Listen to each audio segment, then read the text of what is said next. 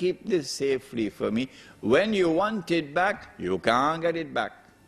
إِلَّا مَا دُمْتَ عَلَيْهِ قَائِمَةً. The only way you could get back your gold coin, your dinar, is if you stand there and you pound them and you pound them and you demand it and demand it and demand it back. Why? ذَلِكَ بِأَنَّهُمْ قَالُوا. This is because they argue, لَيْسَ عَلَيْنَا فِي الْأُمِّيِّينَ السَّبِيلٌ.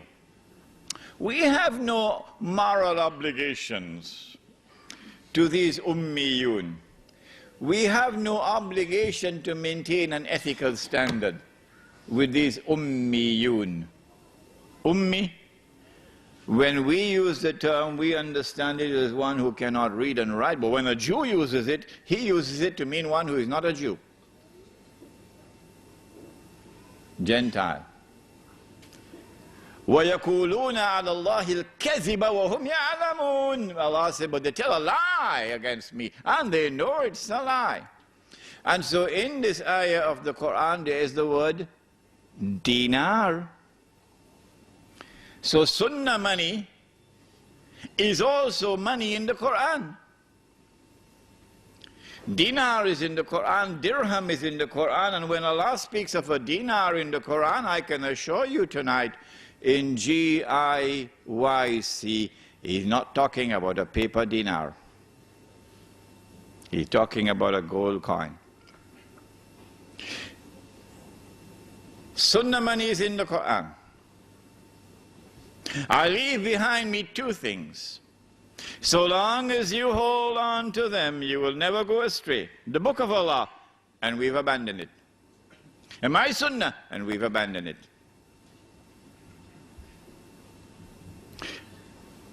Why now was it haram to exchange 2 baskets of dates for one? Why was it riba? Answer: because dates were used as money. Since dates were used as money, if we permit a transfer of 1 on this side and 2 on this side, we will open the door for money to be lent on interest. That's why. Well, then why was it halal to exchange 4 camels for 1? Now that's an easy question. Who can answer that question for me? Yes? The 4 camels were male and the 1 was female. No, that's not the answer. Yes? That's the answer, correct. Because camels were not used as money. Did I tell you that story about the fellow who was paid his salary? He worked for the whole month, and at the end of the month he got his salary, and his salary was a camel. So he was taking the camel home when the camel died. So when he reached home, he said to his wife, salary died. Salary died. So wife said, go tell the boss.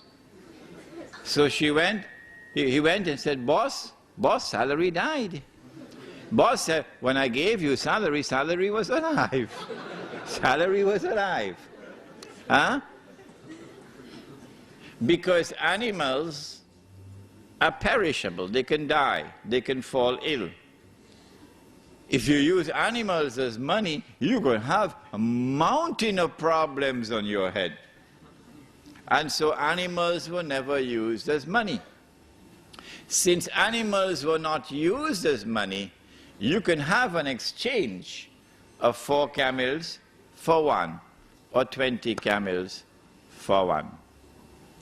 Now then, we've introduced you to Sunnah money. Now let us explain what are the functions of money. I need a haircut. And my wife says to me, Imran, I'm tired cutting your hair. Why don't you go to the barber? So I went to the barber. Barber cut my hair. I've got to pay him now. So I offer him a copy of my book, Prohibition of Riba, in the Quran and Sunnah. The barber looked at me with a very strange look on his face. He said, Sheikh, I am afraid I'm not interested in reading your book. How can I pay him? This is called barter. Barter has its limitations. As they found out in Yugoslavia, as they're finding out in Indonesia now, barter has its limitations. What I need is money, something which can function as a medium of exchange. I pay him for the haircut with money. He goes to the market and he buys tomatoes with money. That vendor comes, he buys my book, Prohibition of Riba in the Quran and Sunnah, with money. This is now money functioning as a medium of exchange. Allah subhanahu wa ta'ala, who created us with needs which cannot be satisfied except through buying and selling, must also have created money which can function as a medium of exchange. Sunnah money performed that function successfully. Yes, I know somebody will argue that it was not as convenient to have dates as money as it is to have some pieces of paper in your wallet. I know that argument. But the fact is that Sunnah money functions successfully as a medium of exchange. Second function of money. Second function of money. Every single home I went to in South Africa, every single home, it was a black woman. A black woman. As a domestic servant. Yeah. And she was working from morning until night. For the whole month. A black woman. So I scratched my head and I said, if that is Islam, I need to do some work here. Huh? That couldn't possibly be Islam. In every single home, a black woman, sometimes 2, sometimes 3, sometimes 4, as domestic servants, working from morning to night. That's a recipe for disaster. How much shall we pay her for her labor?